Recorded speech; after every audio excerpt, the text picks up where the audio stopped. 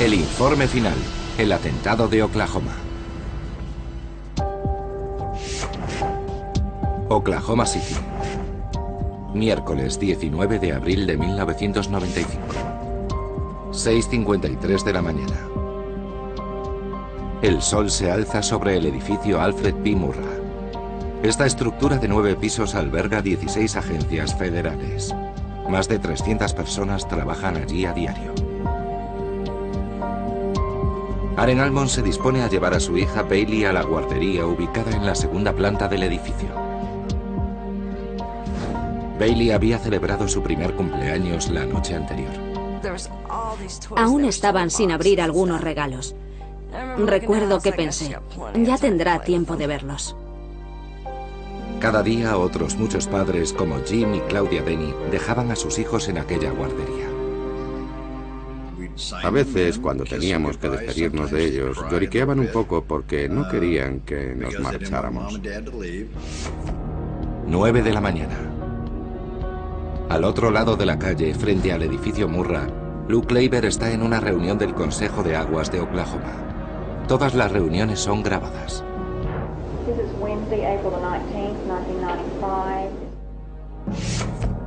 9:02 de la mañana. Lou Klaver está hablando.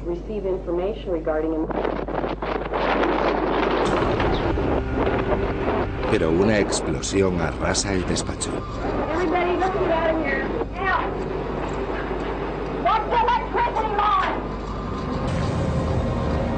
Dentro del edificio Murrah, en la tercera planta, Amy Petty cae al suelo. Podía oírme a mí misma gritando, ayúdame, Jesús, porque aquello era el final.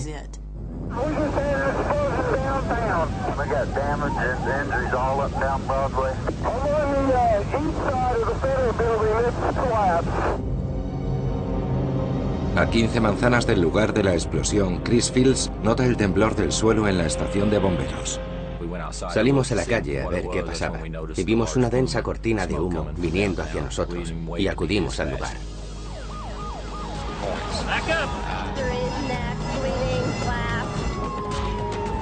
Bomberos, médicos y policías corrieron hacia allí.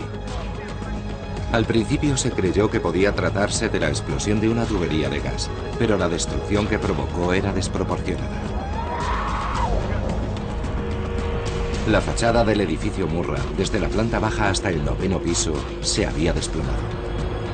Al menos 100 personas quedaron sepultadas bajo los escombros. El gerente del edificio, Richard Williams, es una de esas personas. Solo quedó a la vista mi brazo izquierdo, asomando entre una pila de escombros. Uno de aquellos hombres excavó alrededor y me sacó en brazos de allí. Janet Peck, que estaba en la primera planta, consigue salir de lo que parecía el escenario de una guerra. No sabía dónde ir. Era tal el caos que me sentía perdida. 9:15 de la mañana.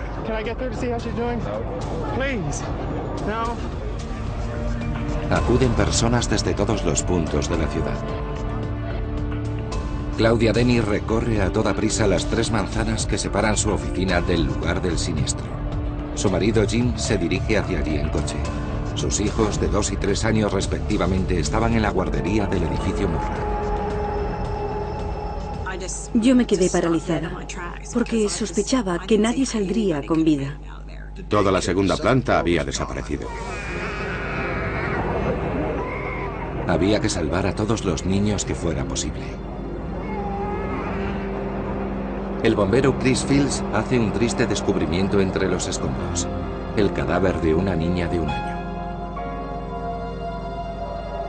Un fotógrafo aficionado tomó esta imagen de Fields con el cuerpo de la niña entre sus brazos. Estaba muerta y solo pensaba en cómo se lo harían saber a sus padres. 9:45 de la mañana.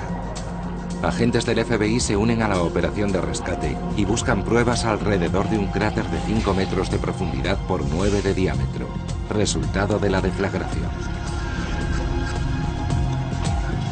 A unos 100 metros de allí, hallan el eje carbonizado de un camión. Un testigo describe cómo cayó desde el cielo con sus más de 100 kilos de peso. Oyó un ruido similar al de una hélice y vio como algo se desplomaba sobre el capó de su coche.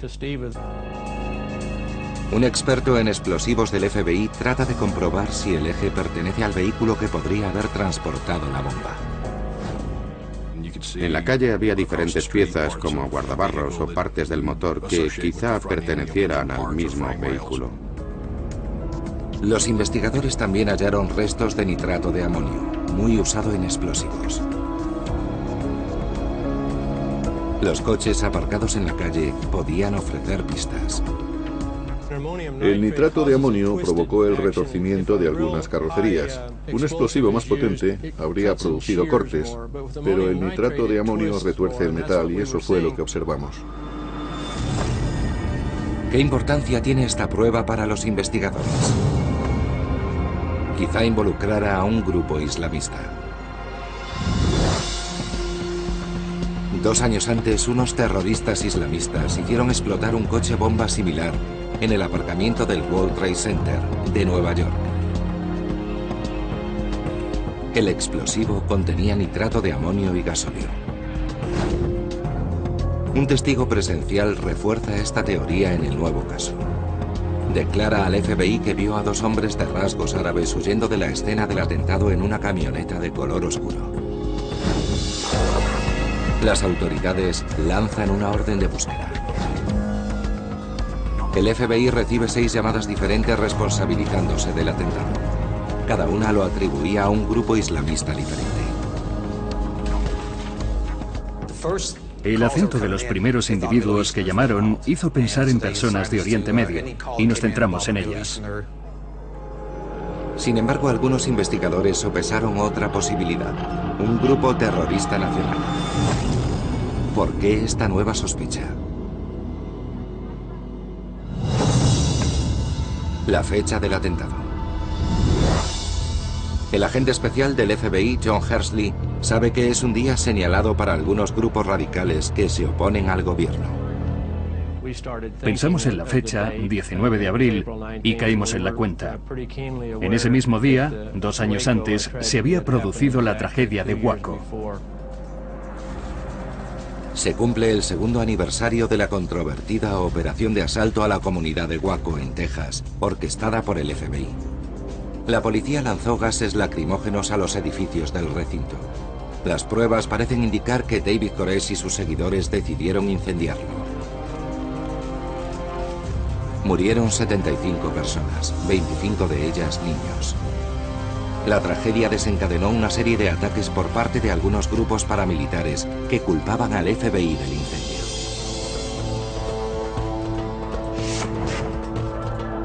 ...10:30 de la mañana. Numerosas unidades médicas se instalan en el lugar del atentado. Alrededor de 100 víctimas son trasladadas a los hospitales de la ciudad. 1/3 se encuentra en situación crítica. Jim y Claudia Denny buscan a sus hijos desesperadamente y acuden a un local de la Cruz Roja situado a 10 manzanas del edificio Murrah. Allí los voluntarios llaman a los diferentes hospitales tratando de localizar a las víctimas. Encontraron a una niña de 2 años, pelirroja, de ojos azules y piel muy blanca. Estaba en el Southwest Medical Center. Pensé, es la única niña pelirroja de la guardería. En el hospital encontramos a Rebecca. No estaba en situación crítica, pero tenía el lado izquierdo de su cuerpo cubierto de quemaduras. Les alivió comprobar que su hija estaba a salvo, pero no sabían nada de Brandon, su hijo de 3 años. Rezamos, era lo único que podíamos hacer. Había ocurrido un milagro y necesitábamos otro.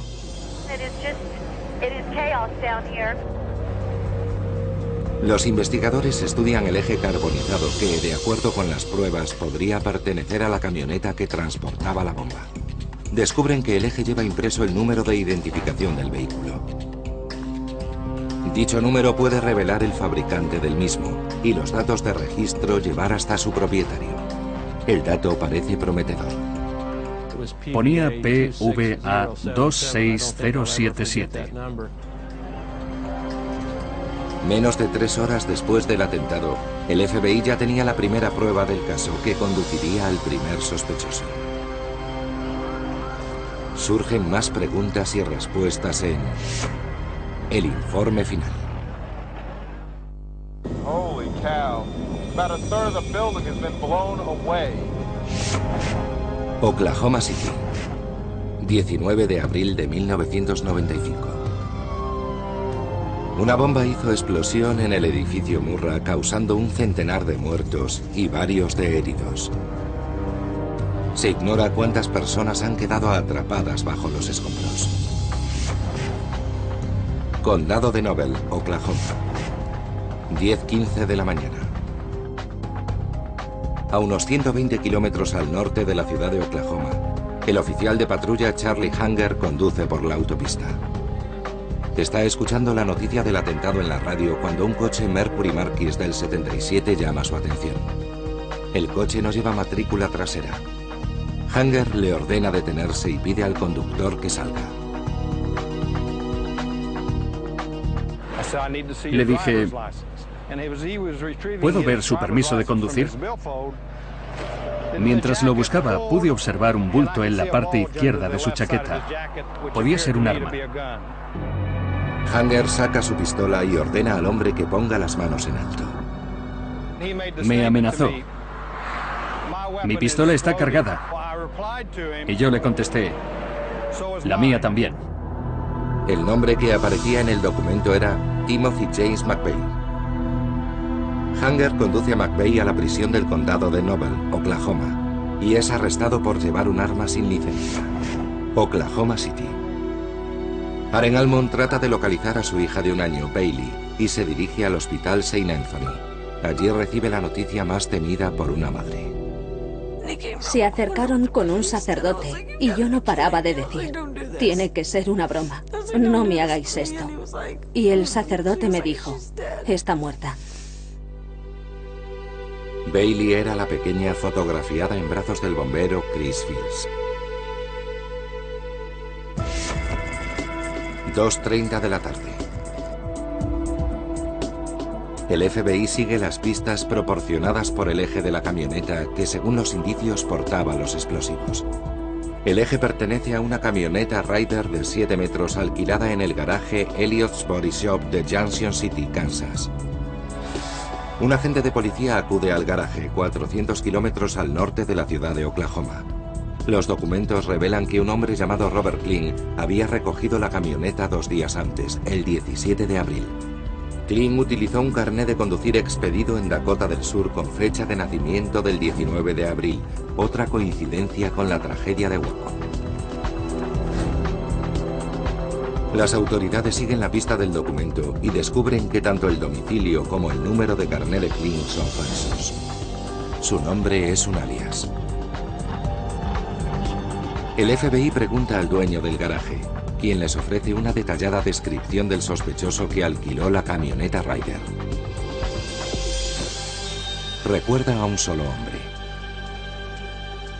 Sin embargo, 2 empleados aseguran que Robert Kling iba acompañado por otro individuo. Solo uno de los empleados, el mecánico, recuerda con claridad el aspecto de ambos hombres. Expertos del FBI hacen sendos retratos robot de los hombres que supuestamente alquilaron la camioneta. A dichos sospechosos se les darán los nombres de John Doe 1 y John Doe 2. El FBI confía en la memoria del mecánico a la hora de dibujar los retratos. Rescue efforts continuing in the Murrah building that you see there behind us. Many people have been Oklahoma City, 4 de la tarde. Jim y Claudia Denny son informados de la presencia de un niño sin identificar en el hospital presbiteriano. Acuden enseguida para saber si se trata de su hijo Brandon. Estaba completamente hinchado y tenía la cabeza vendada. Brandon tiene una marca de nacimiento en un muslo. Y cuando me fijé, aunque su rostro era casi irreconocible, les dije, se llama Brandon Denny. Los médicos advierten que con tales heridas el niño tiene pocas posibilidades de sobrevivir. Es necesario extraer parte del cerebro y reconstruir el cráneo. Los dos dijimos que mientras sobreviviera, incluso aunque no pudiera caminar ni hablar, Lo llevaríamos donde fuera necesario para intentar que se recuperase, porque somos sus padres. 20 de abril. El día siguiente al atentado, los expertos del FBI se plantean publicar los retratos robot de John Doe 1 y John Doe 2, aunque son conscientes de que se basan tan solo en la memoria de un hombre. ¿Por qué decide el FBI publicar los retratos? Las autoridades temen que se produzcan más ataques terroristas. Nos preocupaba que los responsables pudieran volver a atacar. Debíamos hacer todo lo posible para evitarlo.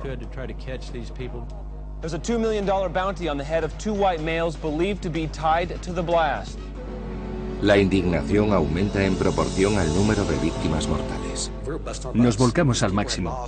Muchas personas habían perdido algún ser querido. Queríamos que se hiciese justicia. Agentes del FBI recorren Junction City, Kansas, mostrando los retratos robot. Visitan el motel Dreamland, a unos 10 kilómetros del garaje Elliott's Body Shop, y hablan con la propietaria. Reconoce a uno de los sospechosos retratados, John Doe 1. Indicó que se parecía mucho a un hombre que se había alojado en el motel. La propietaria revisó el registro y encontró una ficha a nombre de Tim McVeigh. Recuerda que llegó solo y alquiló una habitación por 4 noches la semana anterior al atentado. Y también recuerda una camioneta Ryder de color amarillo en el aparcamiento de su motel. ¿Quién era Tim McVeigh? Los investigadores ya tienen un primer sospechoso, John Doe 1, que parece utilizar 2 nombres, Tim McVeigh y Robert Cliff. El FBI examina la tarjeta del registro del motel. La dirección no es la misma que la usada para alquilar la camioneta. En la tarjeta aparecía North Van Dyke Road 3617, Decker, Michigan. Esa pista conduce hacia otros sospechosos. Lo descubriremos en el informe final. Oklahoma City, 21 de abril de 1995. Cientos de agentes federales investigan el peor ataque terrorista perpetrado hasta entonces en Estados Unidos. Las autoridades tienen el nombre del principal sospechoso, Tim McVeigh, pero aún no lo han encontrado. Indagan en la base de datos y descubren que alguien con ese nombre está bajo custodia policial en Perry, Oklahoma, por tenencia ilegal de armas. Unos agentes se personan en la prisión del condado de Noble. No sabíamos con qué nos íbamos a encontrar allí. Y le preguntaron a McVeigh si sospechaba el motivo de su visita. Entonces dijo, seguramente es por lo de Oklahoma City. Después se negó a responder más preguntas. En el registro de la prisión, McVeigh había dado la dirección 3616 North Van Dyke Road, Decker, Michigan, la misma que aparecía en el registro del motel Dreamland. Por lo tanto, el Tim McVeigh del condado de Noble era el mismo del motel Dreamland y la camioneta Ryder. Probablemente era John Doe 1 y quedó bajo custodia federal. Pero el atentado parece fruto de una conspiración y hay más sospechosos. Las pistas conducen hacia Decker, Michigan, a una granja en la que viven 2 hermanos, James y Terry Nichols. La policía local dice que los hermanos son conocidos por su afición a los explosivos. Un equipo de agentes especiales del FBI rodea la casa. Los hermanos no están allí. Los agentes confiscan material para la fabricación de explosivos. Cuando James Nichols regresa, es detenido y le preguntan por su hermano Terry. Localizan a la exmujer de Terry Nichols, Lana Padilla, en Las Vegas. Lana Padilla nos dio información interesante. Confirmó que Terry Nichols era de ideología antigubernamental. Así que nuestra siguiente pregunta fue, ¿dónde podemos encontrarlo? Padilla declara que su exmarido, de 40 años de edad, vive en Harrington, Kansas. Después, revela que el mejor amigo de Nichols es su excompañero en el ejército, Timothy McVeigh. Lana entrega a los agentes una carta que Nichols escribió a McVeigh 5 meses antes, aunque este nunca la recibió. La carta hace referencia a una nave industrial y contiene un mensaje: a por ellos. Las autoridades creen que se trata de una conspiración terrorista. ¿Acaso McVeigh y Nichols preparaban un atentado para vengar la tragedia de Waco? Al parecer, deseaban iniciar una revolución que derrocara al gobierno de Estados Unidos. Más tarde se sabría por familiares de McVeigh y Nichols que estos se sentían indignados con la restricción de armas impuesta desde 1988. Tim McVeigh conoció a Terry Nichols en el ejército. La afición de ambos a las armas les hizo congeniar. Eso fue lo que les unió. El periodista Lou Michel entrevistó a McVeigh en prisión. Fueron las armas las que le acercaron al ejército. Me dijo, el ejército posee toda la munición del mundo y gratis. Nichols y McVeigh apoyaban la libre tenencia de armas y admiraban una truculenta novela llamada Los diarios de Turner. Habla de un grupo paramilitar que derroca al gobierno estadounidense después de que el Congreso intentara restringir la posesión de armas. McVeigh lo escribió como si se tratara del Antiguo Testamento. Nichols abandonó el ejército en 1989. McVeigh participó en la Guerra del Golfo un año y medio más tarde. McVeigh era uno de los mejores artilleros de su batallón y fue condecorado con la Cruz de Bronce por sus servicios, pero no fue aceptado en las fuerzas especiales y abandonó el ejército. Está desorientado. Vuelve de la Guerra del Golfo y no encuentra más que un trabajo basura. Ahí comienza su odisea personal, pues se siente frustrado. McVeigh y Nichols empezaron a tratar con traficantes de armas y a comerciar con ellas. Como otros norteamericanos de ideología radical de los años 90, detestaban a Bill Clinton, presidente en aquel momento. Le responsabilizaban del proyecto de ley Brady, que imponía estrictos requisitos para conseguir una licencia de armas. El movimiento paramilitar empezó a conseguir adeptos. Temían que la administración Clinton limitara el uso de armas de fuego. La ideología antisistema de McVeigh se radicalizó aún más en 1993. La tragedia de Waco fue un desencadenante.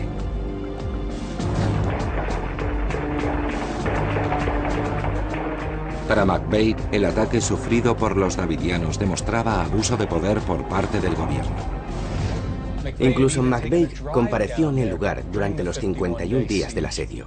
Aquello parecía una feria. Se vendían pegatinas reivindicativas y cosas así, y él estaba allí. Unas semanas más tarde, McVeigh y Nichols vieron por televisión cómo el edificio de los davidianos volaba por los aires. Estaban convencidos de que era obra del FBI. La muerte de 50 adultos y de 25 niños acrecentó la ira de McVeigh contra el gobierno. Este hecho hizo que pasara del pensamiento a la acción. El frágil equilibrio de Timothy McVeigh se rompió. Decidió que tenía que hacer algo. McVeigh se encuentra bajo custodia policial, pero el FBI teme que sus cómplices planeen más atentados. Harrington, Kansas. 21 de abril de 1995. 2:30 de la tarde. Los agentes federales rodean la residencia de Terry Nichols. Se encuentra en el interior y sabe que tiene problemas. Le habían advertido usando el megáfono y sabía que McVeigh estaba arrestado. Nichols, temiendo el asalto de su casa, decide entregarse a la policía. Cuando es interrogado por las autoridades federales, niega cualquier participación en el atentado. Tiene una sólida coartada. El día del atentado se encontraba en Kansas con su familia. Sin embargo, duda al referirse a su último encuentro con McVeigh. Fue tan solo 3 días antes de la explosión. Nichols afirma que fue a Oklahoma a recoger a McVeigh porque este tenía problemas con su coche. Declara que de camino a Kansas, McVeigh mencionó que algo grande iba a pasar. No solo nos entregó a Tim McVeigh en bandeja, sino que hizo comentarios que podían incriminar a su amigo, exculpándose a sí mismo. Nichols insiste en que dejó a McVeigh en Junction City y no volvió a verlo después de ese día. Su relato despierta sospechas en los investigadores y continúan interrogándole durante 9 horas. Perry, Oklahoma, 21 de abril de 1995.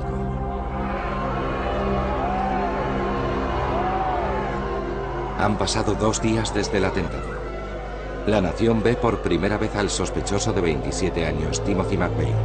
La policía lo escolta desde la prisión del condado de Noble a una base militar cercana. Harrington, Kansas, 22 de abril. El FBI obtiene permiso para entrar en el domicilio de Terry Nichols, donde los agentes incautan un arsenal de armas, 27 de fuego. Encuentran detonadores y una factura de compra de 1.600 kilos de fertilizante con nitrato de amonio, un elemento posiblemente utilizado en la explosión de Oklahoma. También confiscan una tarjeta telefónica utilizada tanto por Nichols como por McVeigh durante el año anterior. Esa prueba nos permitió conocer sus contactos, sus actividades, los lugares donde se alojaban. Descubrimos que la conspiración ideada entre ambos se fraguó en el otoño de 1994. El FBI promueve una orden de arresto contra Terry Nichols como testigo relevante, entre otros cargos.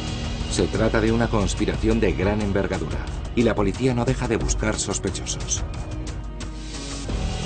La confesión de un familiar de McVeigh conduce al FBI hacia otro de sus amigos del ejército, Michael Fortier, ahora empleado en una ferretería de Kingman, Arizona.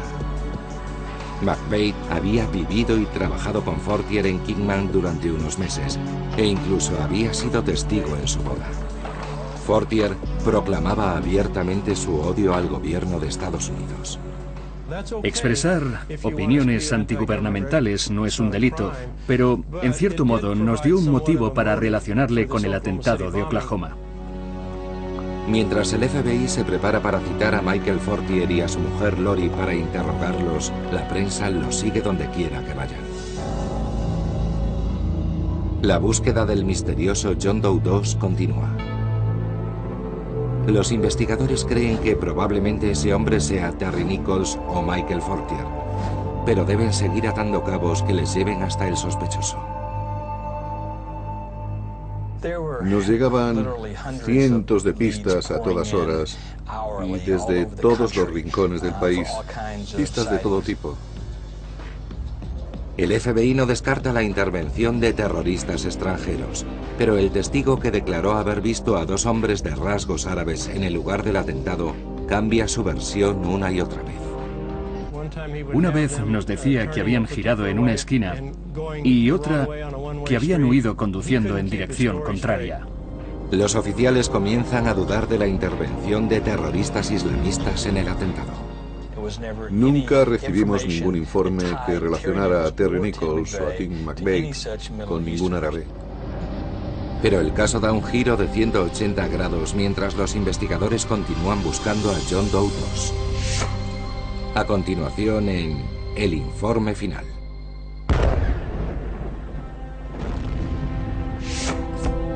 Oklahoma City, 23 de mayo de 1995. 5 semanas después del atentado, las autoridades ordenan que se realice una demolición controlada del edificio federal Alfred P. Murrah. Ahora se podrán recuperar los cuerpos que permanecieron bajo los escombros. El saldo de muertos se eleva a 168, entre los cuales hay 19 niños. Los investigadores recorren el país intentando completar el puzzle y siguen buscando sospechosos. Hasta ahora han encontrado una conexión entre los exsoldados Timothy McVeigh y Terry Nichols y la compra de 7.500 kilos de fertilizante con nitrato de amonio. Pero buscan más pruebas que puedan conducirlos a McVeigh y a Nichols. Teníamos agentes investigando robos de explosivos que pudieran estar conectados con el caso. Y finalmente averiguaron que se había perpetrado uno cerca de donde trabajaba Terry Nichols. Cientos de cartuchos de dinamita y detonadores habían sido robados de una cantera 6 meses antes del atentado. Estos detonadores son idénticos a los que se encontraron en el domicilio de Terry Nichols. Las sospechas del FBI aumentan cuando los agentes descubren que McVeigh había comprado 630 litros de gasolina. Más tarde se sabrá que es el combustible utilizado en el atentado de Oklahoma City. El fiscal federal, Larry McKee, que colaboró en la acusación contra McVeigh y Nichols, afirma que se puede probar que ambos sospechosos tenían todos los materiales necesarios para fabricar la bomba: explosivos, fertilizante con nitrato de amonio y gasolina. Estos materiales usados aisladamente podrían causar daño a una persona, pero juntos son un arma mortal. El FBI presiona a los amigos de McVeigh, Michael y Lori Fortier. Finalmente la pareja acepta testificar contra McVeigh y Nichols a cambio de un trato. Michael Fortier admite que McVeigh había intentado involucrarlo en una conspiración en septiembre de 1994. Aunque se negó, McVeigh siguió confesándole detalles del atentado hasta un mes antes de que ocurriera. Se mostró muy abierto con Michael y Lori Fortier acerca de sus planes. Les habló del edificio y de la camioneta que iba a usar. Les dijo que ya contaba con todo lo necesario para fabricar la bomba y que solo le quedaba esperar al 19 de abril. Michael Fortier también confiesa que él y McVeigh visitaron Oklahoma City en diciembre de 1994. Observaron el edificio Murrah y, según Fortier, decidieron el lugar en que McVeigh dejaría el coche bomba. A pesar de que la parte frontal del edificio fuera de cristal, Fortier afirma que desconocía que hubiese una guardería en él, pero las autoridades no le creen. Tim McVeigh sabía cuando escogió este edificio que morirían niños. ¿Por qué eligió McVeigh el edificio Murrah? Le dijo a Fortier que de ese edificio había partido la orden de incendiar Waco. En ese edificio se encontraban algunas de las oficinas de regulación de venta de tabaco, alcohol y armas de fuego, y quería destruirlo. Sin embargo, McVeigh estaba equivocado con respecto a las órdenes de Waco. Ninguna de las personas que trabajaban en el edificio Murrah había decidido nada acerca del incendio. El matrimonio Fortier también habló de la forma en que McVeigh combinaría el fertilizante con el combustible para transportarlo en la camioneta. El peso de la bomba superaría los 3.000 kilos. McVeigh les explicó que ataría explosivos a unos barriles conectados con mechas a la camioneta. Encendería las mechas y aún le quedaría tiempo para llegar a un coche y huir. La explosión simultánea provocaría una destrucción total. El conocimiento que tenían los Fortier sobre el caso es crucial, y esa es la razón por la que las autoridades garantizan la inmunidad a Lori. Michael Fortier se declara culpable de traficar con armas con McVeigh, entre otros cargos, pero no le acusan del atentado. Trabajar con Michael y Lori Fortier fue para nosotros una tarea despreciable y nauseabunda. Podrían haber evitado esta terrible tragedia haciendo una llamada anónima. Los federales buscan pruebas en contra de McVeigh y Nichols, pero fracasan a la hora de identificar al escurridizo sospechoso John Doe 2. McVeigh y Nichols no dan pistas. Los agentes regresan a Elliott's Body Shop un mes después del atentado y revisan los alquileres de camionetas Ryder de la semana del 19 de abril. Cuando unen todas las piezas concluyen que se trata de un error. John Doe 2 no está relacionado con el atentado. El asesinato de Kennedy tenía su lado oscuro. En el atentado de Oklahoma teníamos a John Doe 2. ¿Quién es John Doe 2? Lo más probable es que el testigo se equivocara. Los retratos robot de John Doe 1 y John Doe 2 se basan en la memoria de una sola persona, el mecánico del taller. Los investigadores creen que lo confundió con otra pareja de clientes que fueron otro día. Los documentos de alquiler demuestran que Timothy McVeigh, alias Robert Kling, recogió una camioneta Ryder sobre las 4 de la tarde del 17 de abril. Justo al día siguiente, una pareja de soldados del ejército sin conexión alguna con McVeigh, Michael Herty y Todd Bunting, también habían ido sobre las 4 de la tarde para alquilar una camioneta Ryder. El señor Bunting tiene un cierto parecido con la descripción de John Doe II, un hombre de 1,80 de altura y corpulento. Las autoridades consideran que el mecánico se confundió y pensó que las conversaciones con McVeigh y con Bunting fueron a la vez. Cuando presentamos dichas pruebas al mecánico, nos dijo que estaba absolutamente seguro que la persona que escribía como John Doe II era Todd Bunting. Hacia finales del verano, un jurado federal acusa a McVeigh y a Terry Nichols de 18 cargos, incluyendo el de asesinato en primer grado y conspiración usando armas de destrucción masiva. Al tratarse de un caso federal, los fiscales solo aplican cargos de asesinato por los agentes federales muertos en la explosión. Mientras McVeigh espera su juicio, el abogado defensor de oficio Stephen Jones no cree en las palabras de McVeigh cuando afirma que actuó en solitario. Tim McVeigh carecía de la formación y experiencia necesaria para planificar, fabricar y hacer detonar una bomba de esa magnitud. Jones investiga posibles vínculos entre grupos radicales blancos y terroristas islámicos. A pesar de las negativas de McVeigh, Jones está convencido de que McVeigh es la cabeza de turco y que los verdaderos cerebros no están identificados. Nuestro cliente no quería que averiguáramos la verdad. Estaba dispuesto a sacrificarse para salvar a otros. El juicio de McVeigh y más preguntas y respuestas a continuación en el informe final. Denver, Colorado. 24 de abril de 1997, 2 años después del atentado. Comienza el juicio contra Timothy McVeigh. El proceso tiene lugar fuera de Oklahoma para asegurar la imparcialidad del jurado. Los fiscales presentan cerca de 1000 pruebas, afirmando que McVeigh contaba con las herramientas necesarias para fabricar y hacer detonar la bomba. Mostrarán las imágenes tomadas por una cámara de vigilancia donde se ve a la camioneta Ryder alquilada por McVeigh en la escena del atentado, solo unos minutos antes de la explosión. También comparecerán más de 100 testigos, incluidos algunos que perdieron a sus seres queridos en el atentado. El gobierno construyó una hermosa historia basada en los sentimientos de las víctimas. No teníamos ninguna posibilidad frente a eso. Stephen Jones, abogado defensor de McVeigh, intentará presentar pruebas que demuestren una conspiración a mayor escala. El gobierno no ha aportado ni un solo testigo que afirme haber visto a Tim McVeigh en la ciudad de Oklahoma, hecho que nos indujo a tener dudas razonables.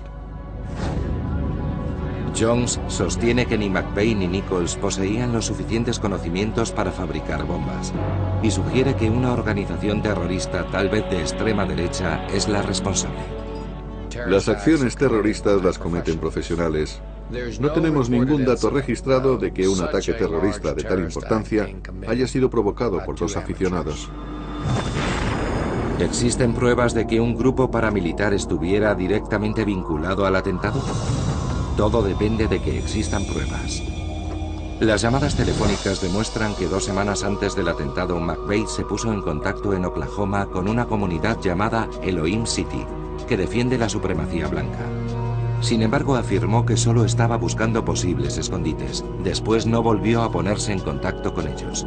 Las autoridades no encontraron más pruebas que vincularan el complot con Elohim City o con otro grupo paramilitar.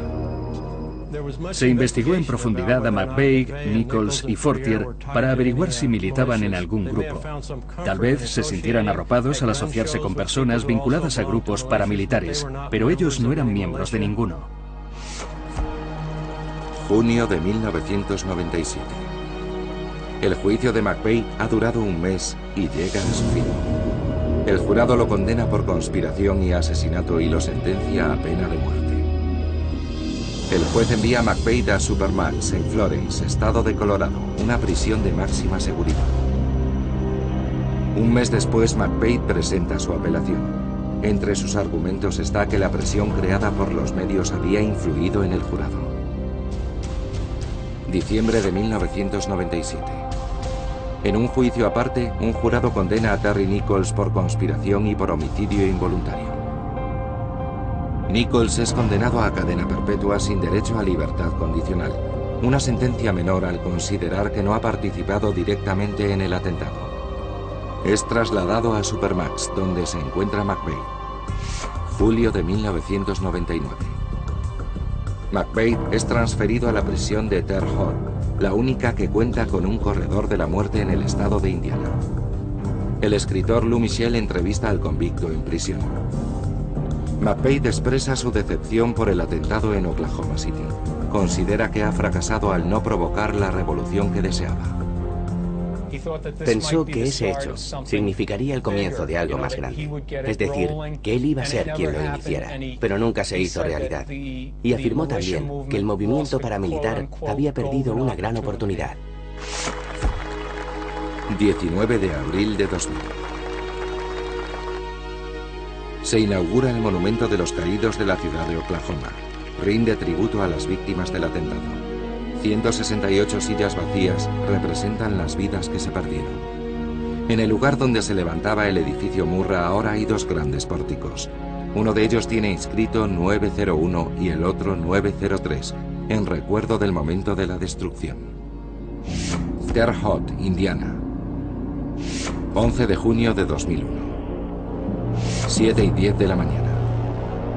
A Timothy McVeigh se le administra una inyección letal.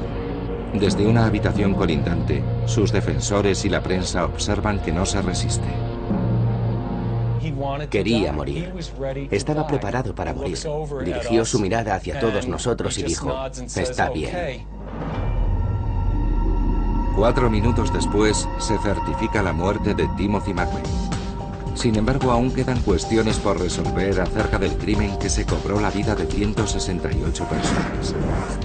Según el informe final, en el atentado de Oklahoma City, 2 terroristas estadounidenses causaron la masacre.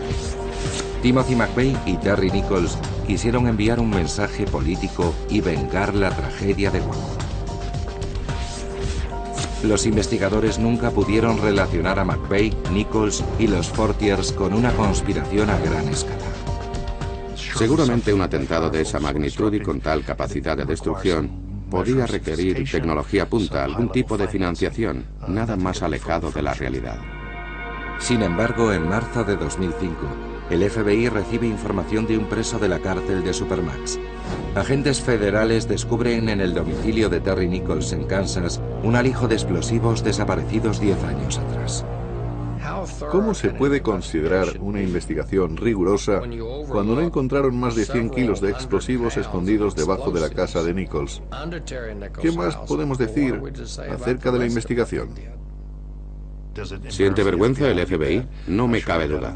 ¿Deberían haber llevado a cabo una investigación más rigurosa? Así es. Muchos intentan con su esfuerzo dar sentido a ese trágico día de abril de 1995.